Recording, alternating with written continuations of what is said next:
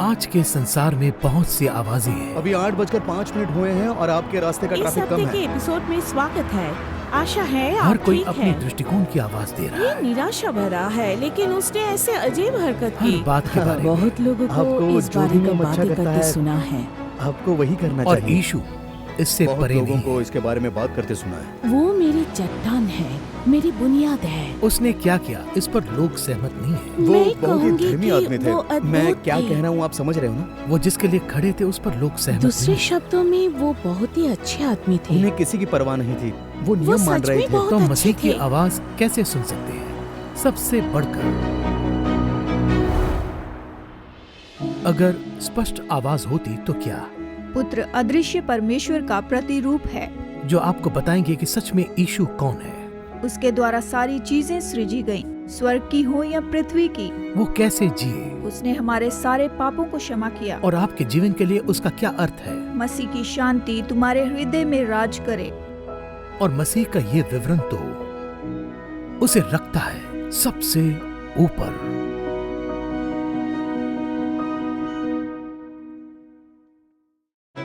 दिशा परिवर्तन देखने के लिए धन्यवाद। अब डॉक्टर जर्माया से संदेश सुनते हैं। मसीह की परिपूर्णता। लगभग 100 साल पहले, सटीकता से कहे तो 1893, famous world Columbian expedition Chicago में हुई थी और एस्ट्रोनॉमिकल बहुत से लोग आए। खासकर ये ऑटोमोबाइल दिनों के पहले की बात है। यह इस कन्वेंशन में आए थे। लगभग 21 मिलियन लोग आए थे। वो एग्जिबिट देखने के लिए आए और वो शिकागो में बने रहे। और खास करके शिकागो तो एक बड़ी आग से उभर रहा था 1873 की, और वो अपनी भव्यता पूरे संसार को दिखा रहे थे।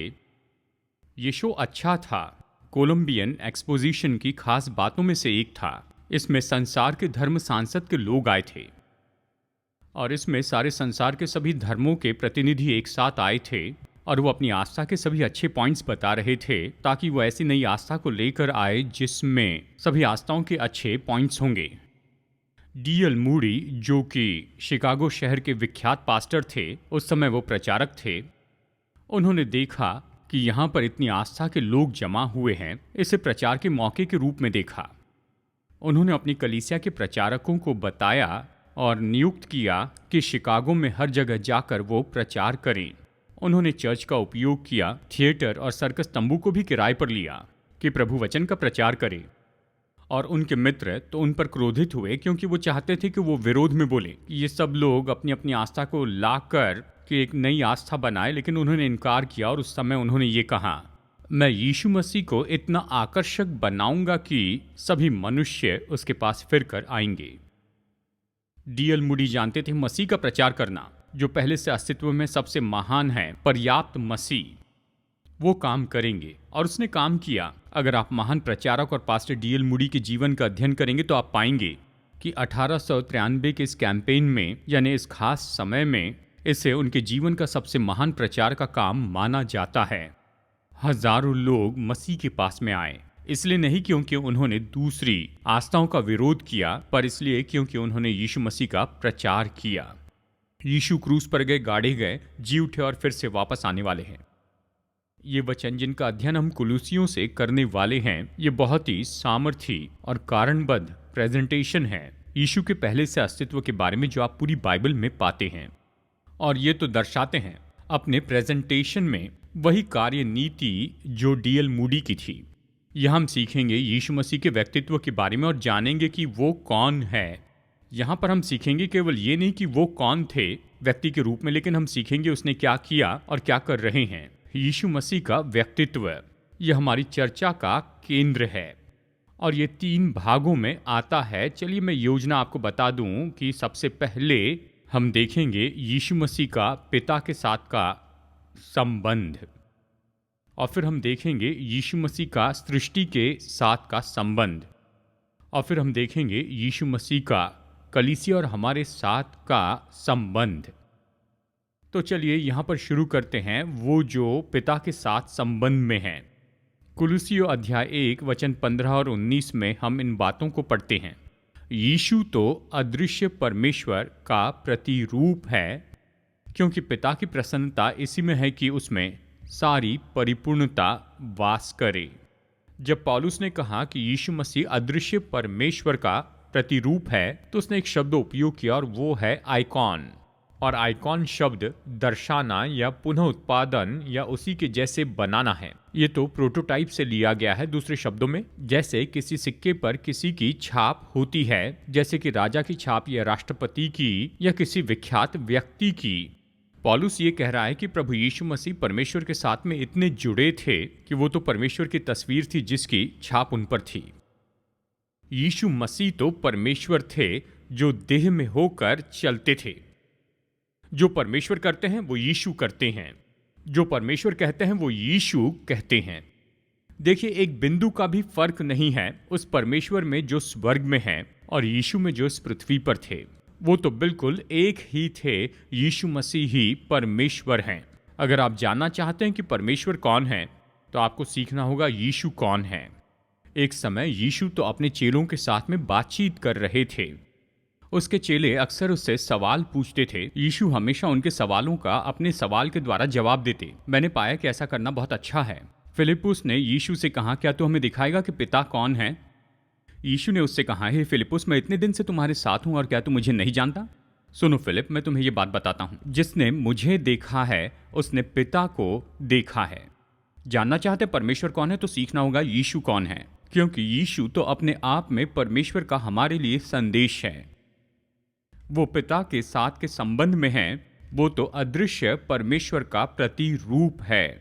नंबर 2, वो जो सारी सृष्टि के साथ संबंध में है। आप कहेंगे, पास्टर, इस चर्चा में ये क्यों इतना महत्वपूर्ण है? क्योंकि सारे झूठे विश्वासी ये कहते हैं कि यीशु तो एक सृजे गए व्यक्ति थे। वो तो सच में परमेश्वर नहीं थे। वो तो परमेश्वर से कम थे। वो अच्छे थे पर परमेश्वर नहीं थे।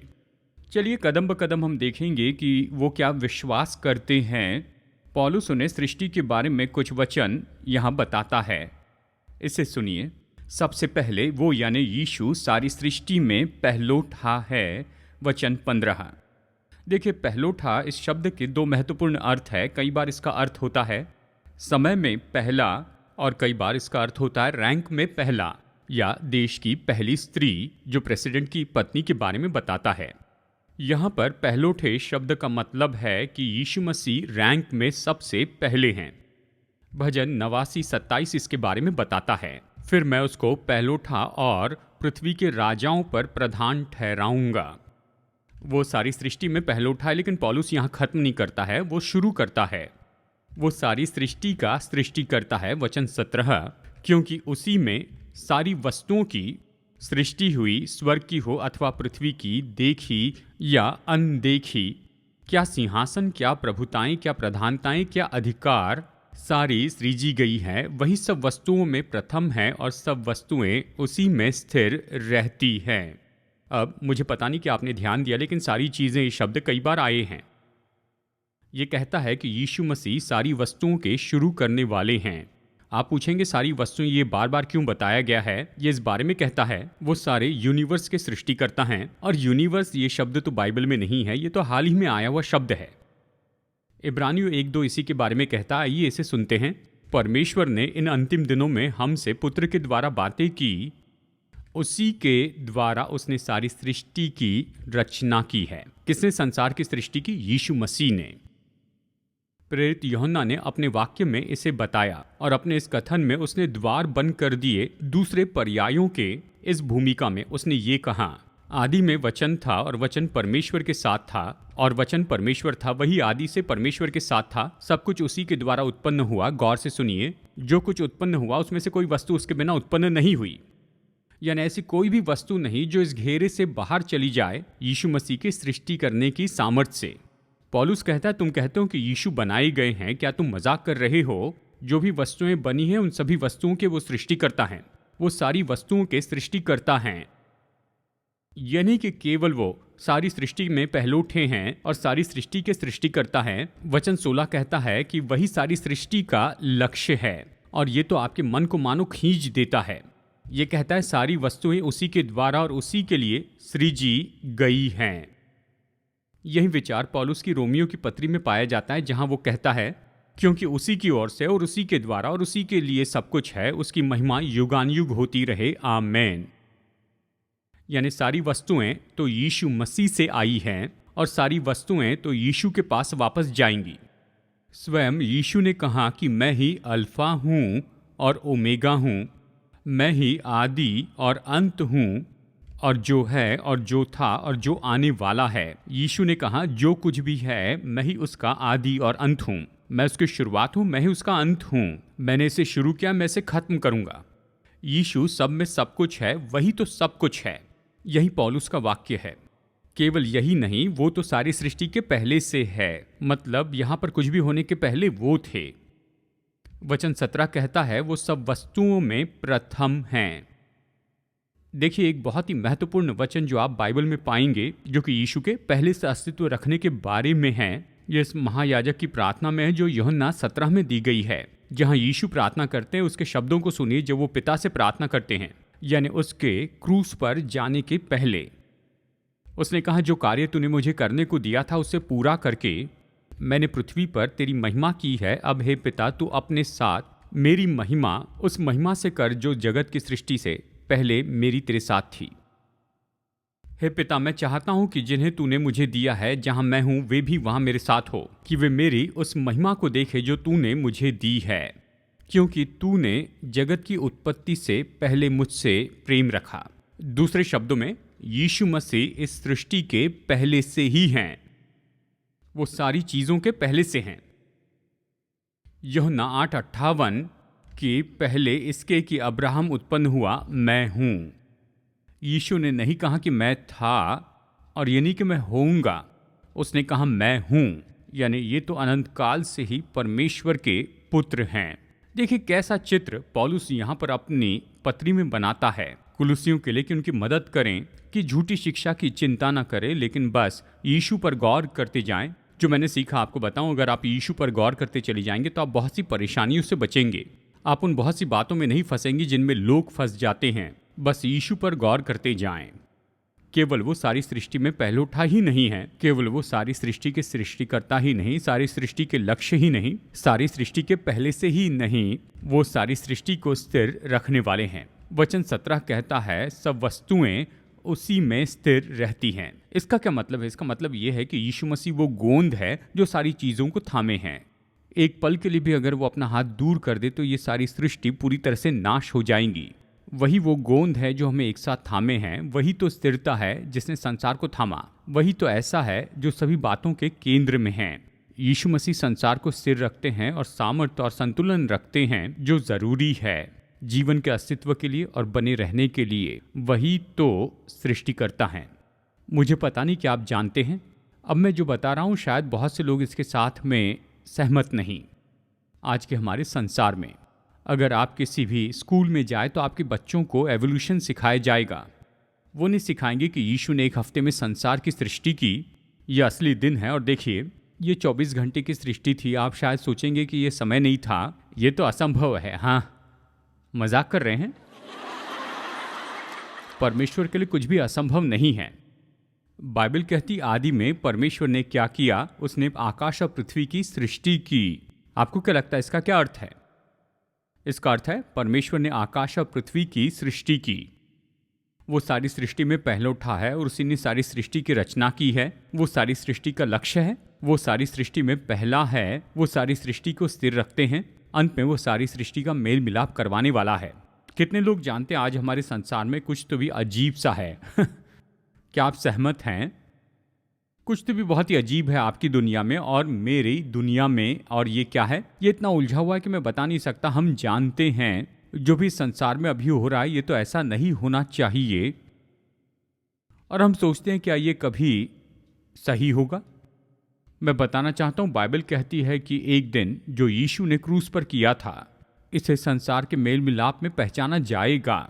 बाइबल कहती है हम करहाते हैं छुटकारे के लिए, मतलब उसकी हम आस करते हैं जब सब कुछ सही कर दिया जाएगा। एक दिन ये होगा क्योंकि यीशु मसीह हमारा मेल मिलाप करेंगे। जानते हैं परमेश्वर के साथ हमारा व्यक्तिगत मेल मिलाप, उसने परमेश्वर का सब कुछ ले लिया और अपना सबसे उत्तम यीशु दे दिया। क्योंकि परमेश्वर और हम तो युद्ध में थे। बाइबल कहती है परमेश्वर पवित्र है। कितने लोग जानते हैं कि हम ऐसे नहीं हैं? और कोई तो तरीका चाहिए ताकि सर्वशक्तिमान परमेश्वर के साथ में पाप में मनुष्य मेल मिलाप कर ले। और उसके लिए तरीका एक ही था कि परमेश्वर इस बीच की दरार को दूर कर दे। उसने अपने इकलौते पुत्र को भेजा जो पूरा परमेश्वर था, पूरा मनुष्य था। वो क्रूस पर मरे और मेल मिलाप का सबसे महान चित्र जो आप देख सकते हैं, उसने अपने हाथ ऐसे फैलाए लेकिन बीच का पोल पृथ्वी से स्वर्ग तक है। यीशु मसीह हमारा परमेश्वर से मेल मिलाप करते हैं। हमारे पापों ने हमें उससे दूर किया था। यीशु ने क्रूस पर जो किया उसके कारण कि हम परमेश्वर से मेल मिलाप करें। मैं आपको बताऊं, परमेश्वर नहीं बदले लेकिन हम बदल गए हैं। परमेश्वर हमसे मेल मिलाप करने के लिए खुद नहीं बदले, पर हम यीशु मसीह के लहू के द्वारा बदल गए ताकि परमेश्वर से मेल मिलाप करें। पाप के कारण ही सृष्टि बहुत बुरे बदलाव में पड़ गई, लेकिन यीशु के कारण एक दिन सारी सृष्टि का परमेश्वर से मेल मिलाप होगा। तो वो जो पिता के साथ संबंध में हैं, वो जो सारी सृष्टि के साथ संबंध में हैं, ये पहले दो मुख्य बातें हैं और ये तो अंतिम हैं। वो जो कलीसिया के साथ संबंध में हैं। याद रखें, पौलुस कुलुसियों के लोगों को ये लिख रहा था। वो उन्हें बताना चाहता था कि जो उसने लिखा है वो उन पर प्रभाव डालता है। मैं जानता हूँ अभी ये जानना चाहेंगे इसका मुझसे क्या संबंध है कि यीशु मसीह तो पिता का प्रगट रूप है, कि यीशु मसीह सारी सृष्टि के सृष्टिकर्ता हैं। वो जो हमें बताना चाहता है वो वचन 18 में दिया गया है। वही देह अर्थात कलीसिया का सिर है। कलीसिया का सिर वही आदि है और मरे हुए में से जी उठने वालों में पहलौठा है कि सब बातों में वही प्रधान ठहरे। मुझे गौर से सुनिए, पौलुस इन विश्वासियों से ये कह रहा है जैसे यीशु मसीह पिता के साथ में थे ये संसार शुरू होने के पहले, जैसे कि यीशु मसीह सारी सृष्टि के सृष्टिकर्ता हैं और वो पहले से अस्तित्व में हैं। परमेश्वर पहले रहना चाहते हैं आपके जीवन में और मेरे जीवन में। वो कलीसिया में पहले होना चाहते हैं। वो पहले होना चाहते कलीसिया के सदस्यों में। वो हर विश्वासी के जीवन में पहले होना चाहते हैं। हमें ये सवाल पूछना है, क्या यीशु मेरे जीवन में पहला स्थान रखते हैं? क्या वो नंबर 1 है? आप कहेंगे पास्टर वो तीसरे चौथे नंबर पर है। क्या वो नंबर 1 है? देखिए, वो आपको ऐसे ही नहीं छोड़ेंगे जब तक वो नंबर 1 ना हो। हमने चर्चा की है कि यीशु कौन है, यीशु मसीह का व्यक्तित्व। हमारे संदेश के अंत में हम यीशु मसीह का काम देख रहे हैं कि वो क्या करते हैं। अब ये हमारे बारे में नहीं, ये आपके बारे में है, ये मेरे बारे में है। ये बहुत ही व्यक्तिगत हो जाता है। वचन 21 और 22 में वो यही तो कहता है, उसने आपसे मेल मिलाप किया है। तुम जो पहले निकाले हुए थे और बुरे कामों के कारण मन से बैरी थे, उसने अब उसकी शारीरिक देह में मृत्यु के द्वारा तुम्हारा मेल मिलाप कर लिया। ये वचन तो किसी फिल्म के फ्लैशबैक जैसे है। जैसे पौलुस कहता है, ये मत भूलना कि तुम पहले कहाँ थे। ये मत भूलना तुम क्या थे परमेश्वर के पुत्र की मृत्यु द्वारा, परमेश्वर से मेल मिलाप के पहले। कितने लोग जानते हैं पाप आपको परमेश्वर से दूर कर देता है और पाप आपको दूसरे लोगों से भी दूर कर देता है ना? पाप दूर करता है, पाप अलग कर देता है, पाप लोगों को अकेलेपन में और दुख में डालता है। सबसे बढ़कर पाप हमें परमेश्वर से दूर करता है। लेकिन हमारे बदले में यीशु की क्रूस पर की मृत्यु, उसने हमारे पापों का पूरा दंड चुकाया और हमारे लिए संभव किया कि परमेश्वर से मेल मिलाप कर सके। जब हम उसके बैरी थे, क्योंकि हम तो पाप में थे, वो पवित्र है, तो यीशु ने आकर हम दोनों के हाथों को थामा और हमें मिला दिया ताकि हम परमेश्वर को जान सके। कई साल पहले वेस्टर्न सिटी में एक दंपत्ति ने इस तरह से निर्णय लिया और अलग होना चुन लिया। वो दूर हो गए और देश के अलग अलग भाग में रहने लगे। पति किसी व्यापार के मामले में उस शहर में वापस आया और वो कब्रिस्तान में अपने इकलौते बेटे की कब्र के पास गया। वो कब्र के पास खड़ा था और उसने अपने पीछे किसी के कदमों की आवाज़ सुनी। मुड़ा तो उसने अपनी पत्नी को वहाँ देखा। शुरू में दोनों चाहते थे कि एक दूसरे से मुंह फेर दे, लेकिन दोनों का उस कब्र से बहुत लगाव था और दूर जाने के बजाय उन्होंने अपने बेटे की कब्र पर एक दूसरे का हाथ थाम लिया और उसकी मृत्यु के द्वारा उनका मेल मिलाप हुआ। हमारे साथ भी यही हुआ। हमारा परमेश्वर से मेल मिलाप हुआ उसके पुत्र की मृत्यु द्वारा। हम तो परमेश्वर के बैरी थे, उससे लड़ रहे थे, पर अब ये खत्म हो चुका, तो हमें ऐसे जीना है जैसे ये सच में खत्म हो गया है। क्या आप नहीं जानते? कई बार हम ऐसे नहीं जीते हैं, कई बार ऐसे काम करते हैं कि हमारे पाप अभी भी हम पर नियंत्रण करते हैं और हमने क्षमा नहीं पाई है। कई बार ऐसे काम करते हैं जैसे मानो अभी भी युद्ध चल रहा है। इस हफ्ते मैंने एक आदमी की कहानी पढ़ी, उनका नाम है हीरो ओनाडा, जो जापानीज सेना में एक लेफ्टिनेंट थे। 1944 में उन्हें लुबैंग यानी फिलीपींस की सीमा पर भेजा गया। कि टापू पर होने वाले शत्रु के हमले से निपटे। वो किसी भी परिस्थिति में सरेंडर नहीं करने वाले थे। दुर्भाग्यवश युद्ध खत्म होने पर किसी ने उन्हें नहीं बताया। चुराए हुए पशुओं से वो मांस, चावल और नारियल खाते थे। हीरो ओनाडा जंगल में 29 साल तक फिरते रहे, रियल एक्टिविटी करते और अगले निर्देश के लिए इंतजार करते रहते थे। उन्हें ढूंढने आई सर्च पार्टी से वो बचते फिरे, ये सोचते थे कि वो तो शत्रु होंगे। युद्ध खत्म होने के लिफलेट को तो उन्होंने झूठा माना था। अखबार, पत्र और परिवार की तस्वीरें जो हवाई जहाज से गिराई गई उसे युक्ति माना। रिश्तेदारों ने लाउडस्पीकर पर उन्हें बुलाया, लेकिन ओनाडा इसी तरह से छिपे ही रहे। उन्होंने सच में विश्वास नहीं किया कि युद्ध तो खत्म हो चुका है।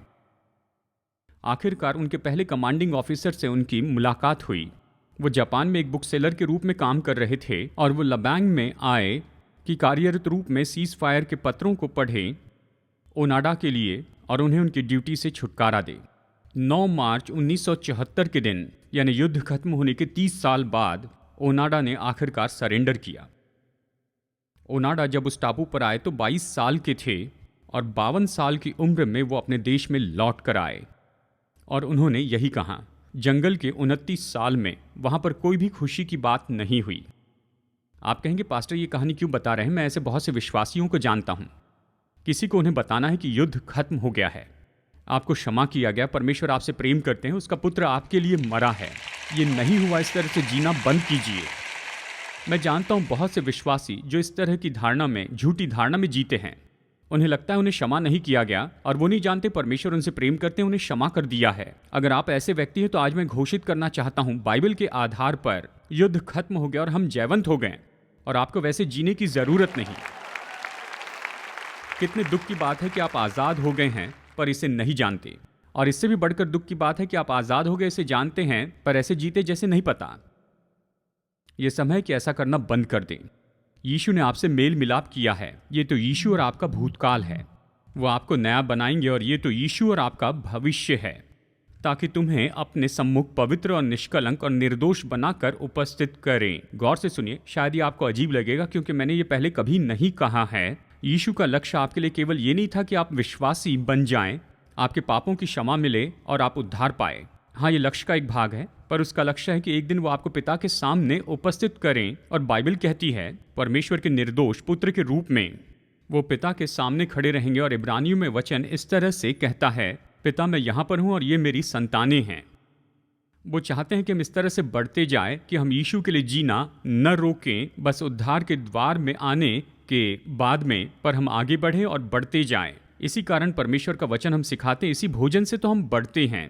मेरी जिज्ञासा यही है कि आपको महापवित्र विश्वास में बढ़ाते जाऊं और वचन सिखाऊं, यहां तक कि मुश्किल वचन भी, ताकि आप जाने बाइबल यही तो कहती है और यही इसका अर्थ है। और मैं अपने जीवन में इसका ऐसे उपयोग करता हूं ताकि आप मसीह यीशु में बढ़ते चले जाएं, क्योंकि यीशु मसीह का लक्ष्य यही है कि एक दिन आप पिता के सामने खड़े होंगे और उसमें परिपूर्ण होंगे।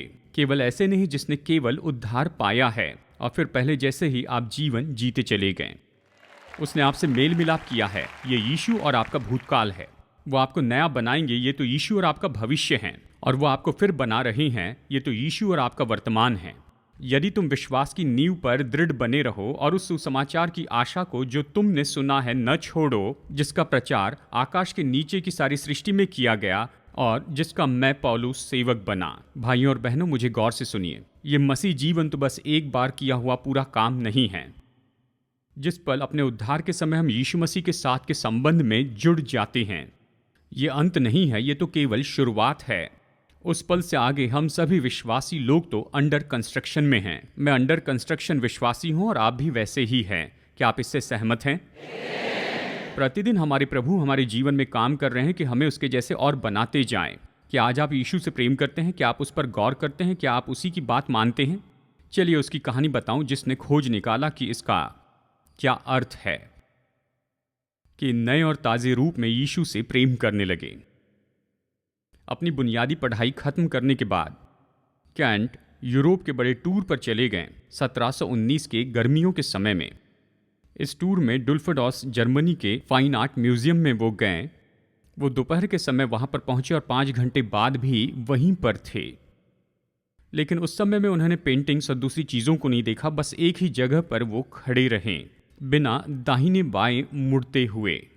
म्यूजियम के स्टाफ बहुत परेशान हो गए क्योंकि ये बिल्डिंग बंद करने का समय था और वहाँ पर अच्छे से देखने के बाद उन्होंने बहुत अच्छी कैनवस पेंटिंग देखी। उसका नाम था इसे होम, मतलब देखो ये मनुष्य, और उसका विषय तो यीशु थे जो कांटों का मुकुट पहने हुए थे।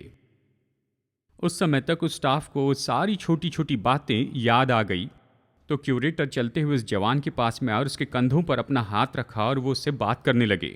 पर अभी उन्होंने वो देखा जो पहले नहीं देख पा रहे थे, और कैंट के आंखों से आंसू बह रहे थे।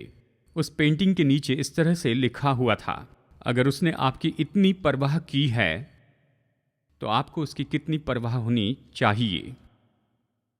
यह स्पष्ट था कि इस नौजवान ने इस सवाल का जवाब देने के लिए 5 घंटे का समय बिताया। वो तो मसीह की महानता और उसके प्रेम में खो गया था कि वो कौन है और उसने क्या किया है। शायद आपने उसके बारे में नहीं सुना, पर उनका नाम है काउंट जिंजेंडोर, और आगे जाकर मोरेवियन कलीसिया की स्थापना करने में वो मुख्य व्यक्ति बने। अब तक जितने मसीह विश्वासी हुए उनमें इनके पास सबसे बड़ा मिशनरी हृदय था। निरंतर 40 साल से भी ज़्यादा समय इन्होंने सेवकाई की, 1760 में उनकी मृत्यु के समय तक। ये सब तब शुरू हुआ जब वो यीशु की सुंदरता की ओर इतने आकर्षित हुए थे। कि आप कभी यीशु की सुंदरता की ओर इतने आकर्षित हुए? आप कहेंगे पास्टर मेरे पास ऐसी तस्वीर नहीं। आपके पास ये किताब है जो आपको यीशु की पूरी तस्वीर बताती है, और आज हमने उस तस्वीर के एक छोटे से भाग को देखा है कि यीशु कौन है। आपके और मेरे खुद के लिए मेरा लक्ष्य है कि उस व्यक्ति ने यीशु की तस्वीर को देखा और जाना कि यीशु ने उसके लिए क्या क्या किया है। हमें भी निश्चय ही सचेत होना है कि हम कितने आशीषित हुए हैं कि यीशु मसीह तो हमारे उद्धार करता है, और वो वही है जिसने हमारे पापों से हमें उठाया है और हमें सर्वशक्तिमान परमेश्वर के साथ खड़ा किया। वही हमारा लक्ष्य है और यही हमारी उन्नति का तरीका है। इसलिए हमें कलीसिया में आना है, इसीलिए हमें अपनी किताबें पढ़नी है, इसलिए हमें प्रार्थना करनी है, एक दूसरे से बातें करनी है, अपने जीवन का निवेश करना है कि हम फिर से एक बार उससे प्रेम करने लग जाएं। प्रभु यीशु मसीह से, जिसने हमसे इतना प्रेम किया कि उसने क्रूस का मुकुट पहना और क्रूस पर मर गए। सवाल यह है कि उसने आपके लिए ये किया है और मेरे लिए, तो हमें उसकी कितनी परवाह करनी चाहिए कि उससे प्रेम करें, उसकी सेवा करें। और एक दिन बाइबल कहती है परमेश्वर पिता की महिमा के लिए हर एक जीव अंगीकार कर ले कि यीशु मसीह सच्चे प्रभु हैं। हालेलुया।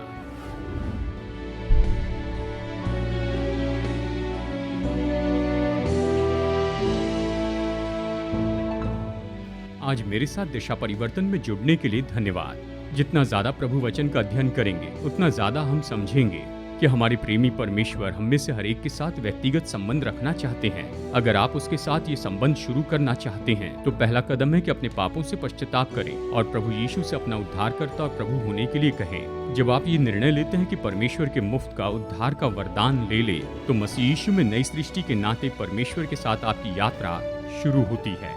तो अगर आज आपने विश्वास का ये कदम उठाया है तो मैं आपको प्रोत्साहित करता हूँ कि आप अपना ये निर्णय विश्वासियों को बताएं और भरोसेमंद सेवकाई को बताएं या लोकल कलीसिया को, और अपने इस नए विश्वास में आप उन्नति पाते चले जाएं। प्रभु आशीष दे जैसे आप परमेश्वर के साथ चलते हैं, और मैं अगली बार आपसे मुलाकात करने की आशा करता हूँ यहीं पर दिशा परिवर्तन में।